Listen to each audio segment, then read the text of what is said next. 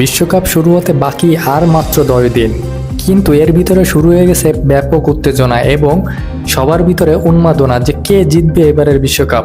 কিন্তু সেই উন্মাদনার ভিতরে ঘি ঢেলে দিয়েছে এআই প্রযুক্তি এবং এবারের ইন্টেলিজেন্ট এআই প্রযুক্তি এবং অক্টোপাস। তারা কিন্তু তাদের মতামত দিয়ে দিয়েছে। তারা কাকে দিল মতামত এবং বিগত সালগুলো কি তাদের মতামত কারেক্ট ছিল? এবার কি হতে যাচ্ছে তাদের মতামত সঠিক? চলুন বিস্তারিত বাকিটা ভিডিওতেই জেনে নেওয়া যাক। দেখুন, অক্টোপাসের ভবিষ্যৎবাণীতে 2010 সালে চ্যাম্পিয়ন হয়েছিল জার্মানি। এরপর থেকে কখনো উট, কখনো টিয়া পাখি দিয়ে গণনা, আবার কখনো মেসিকে থামাতে কালো জাদু। ফুটবল বিশ্বকাপ আসলে যেন নাটকীয়তার কোনো শেষ নেই। সব কুসংস্কার এবং সব নাটকীয়তার গল্পের একটা বছর, যার কোনো ভিত্তি নেই, কিন্তু সব উন্নত দেশ এইগুলোই রীতিনীতি মেনে চলে বছরের পর বছর। এবার আসছে ভিন্ন এক পদ্ধতি, সেটা হচ্ছে এআই। দেখুন, এআইয়ের মাধ্যমে এবার জানার চেষ্টা করা হয়েছে যে কে জিতবে এবারের বিশ্বকাপ। আপনি শুনলে অবাক হবেন যে আপনার আমার প্রিয় কোনো দল সে নির্বাচন করেনি, নির্বাচন করেছে ভিন্ন এক দল। কোন দল এবং কোন সুপারস্টার রয়েছে সেখানে, চলুন সেটা নিয়ে একটু আলোচনা করে দেখা যাক। দেখুন, এই যে ভবিষ্যৎবাণী এর উদ্বোধনটা করা হয় 2010 সালে। এর উদ্বোধনটাও হয় ব্যাপক চমকপ্রদভাবে। যার নেতৃত্বে থাকে একটা অক্টোপাস যার নাম পল। তার সামনে দুইটি কাঁচের গ্লাস দেওয়া থাকে এবং দুই দেশের পতাকা দেওয়া থাকে এবং পল যার ভিতরে গিয়ে ঢুকবে সেই দলই জিতে যাবে ওই ম্যাচটা এবং সেই দলই জিতবে বিশ্বকাপ।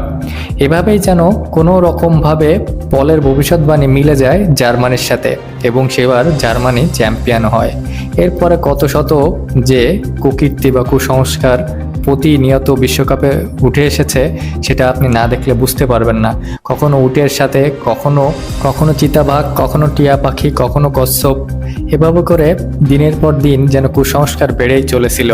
কিন্তু এবার আসলো ভিন্ন রকম এক বার্তা এবং সেই বার্তাটা দিয়েছে আর কেউ নয়, সেটা দিয়েছে এআই প্রযুক্তি।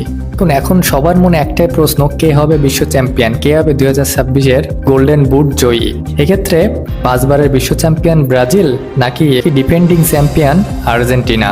এই দুই দলকে সরিয়ে সবার প্রথমে রাখা হয়েছে স্পেনকে এবং স্পেনের জয়ের সম্ভাবনা ধরা হয়েছে 15.83%।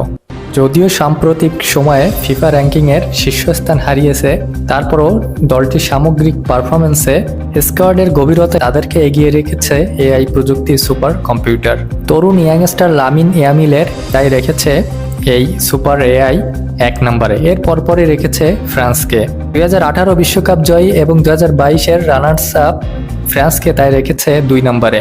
তাদের জয়ের সম্ভাবনা ধরা হয়েছে 12.77% এবং কিলিয়ান এমবাপ্পের মতো যেখানে এক ভয়ঙ্করতম দৌড়বিদ থাকে, সেখানে তাদের জয়ের সম্ভাবনা অনেক থাকবে, এটাই স্বাভাবিক।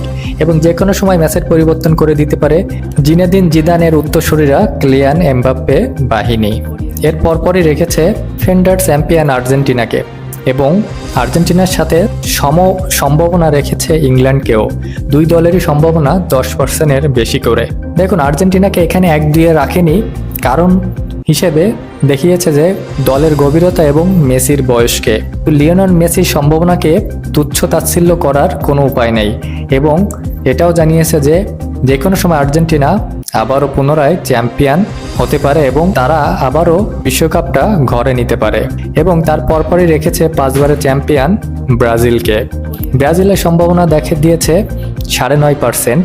ব্রাজিলের নেইমারের ইনজুরি এবং দলের কিছুটা মনোমালিন্যর কথাও তুলে ধরেছে এবং এখানে দলটার গভীরতা এবং ক্লাব ফুটবলের বিভিন্ন রীতিনীতির কথাও তুলে ধরা হয়েছে। এই জন্য ব্রাজিল দলকে একটু পিছিয়ে রাখলেও দেখছেন সম্ভাবনা বিশ্বকাপ জয়ের। এবং এছাড়াও পর্তুগাল, জার্মান, নেদারল্যান্ড এদেরকে রেখেছেন বিশ্বকাপ জয়ের সম্ভাবনার তালিকায় এবং যে কোনো মুহূর্তে এই 7 থেকে 8টা দলের যে কোনো এক দল জিতে নিতে পারে এবারের বিশ্বকাপ।